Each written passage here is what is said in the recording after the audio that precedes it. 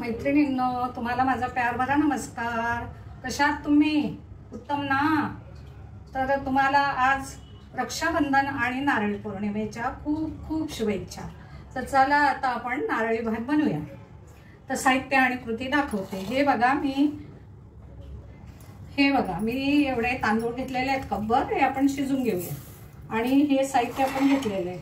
हे बघा, हे मनुके, हे बदाम, हे काजू आणि हे पिस्ता, हे सगळं आपण घेतलेले. वेलची जायफळ पण घेऊया. हे तांदूळ आपण 2-3 पाण्यात धुवून घेऊ. आणि आज श्रावणी पण सोमवार आहे, तिसरा श्रावणी सोमवार. सगळे योग जुळून आलेले आहेत. तर आपण आता नारळी भात करूया. तुम्ही तर बनवतात सगळे, पण माझ्या पद्धतीचा बघा. हे बघा, आपण हे 4-5 पाण्यात धुवून घेतलं. याच्यात आपण हे गरम केलेलं पाणी टाकूया, म्हणजे झटकीन होईल. आणि आपल्याला थोडासा कच्चाच भात ठेवायचा आहे, कारण नारळी भात करायचं आहे ना. आणि आपण पुढची तयारी करून घेऊ. हे बघा, आपण चवीनुसार मीठ टाकूया. हे बघा, आणि आपल्याला कच्चाच थोडासा ठेवायचा आहे. हे आपण शिजून घेऊया. हे बघा, आपण इथे गूळ घेतलाय आणि हे भात आपण थंड करायला ठेवलेले आहे. हे बासमती तांदूळ आहेत. बासमती तांदळाचा भात बनवलेला आहे आपण. आणि हे गूळ मी किसून टाकते याच्यामध्ये.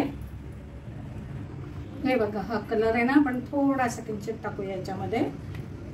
जास्त नाही, किंचित टाकायचं आपल्याला. हे बघा, आपण 2 चमचे याच्यामध्ये तूप टाकूया. हे बघा, आपलं घरचं तूप. हे बघा, 2 आणि 3 चमचे आपण टाकलेले आहे. 3 चमचे आपण तूप टाकलेले आहे. हे बघा, आपण 2-3 लवंगा घेतलेले आहेत. या 2-3 लवंगा घेतलेल्या आहेत. आणि मिरी घेतलेले आहे. याच्यात टाकू मिरी, लवंग.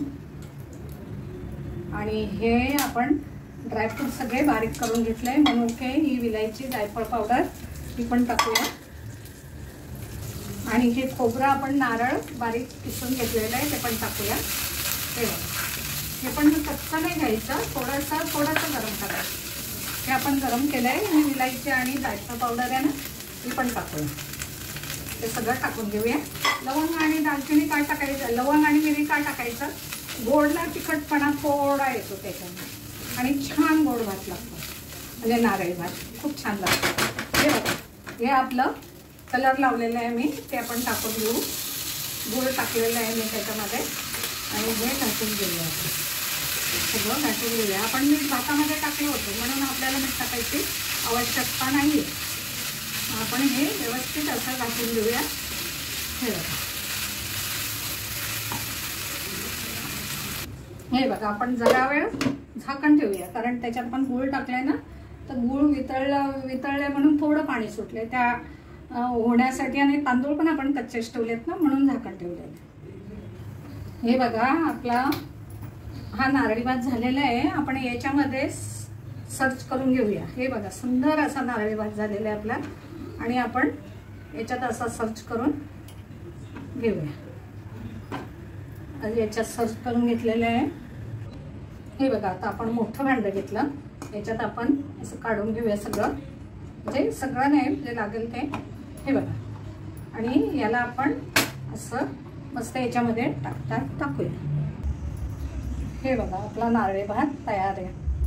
हे बघा, आपला नारळी भात तयार आहे. कशी वाटली रेसिपी? लाईक करा, शेअर करा आणि सबस्क्राईब करा. भेटूया पुढच्या रेसिपीला. नारळी पौर्णिमा, रक्षाबंधन आणि श्रावणी सोमवार, तुम्हाला खूप खूप शुभेच्छा. परत शुभेच्छा दिल्या मी. खूप खूप शुभेच्छा.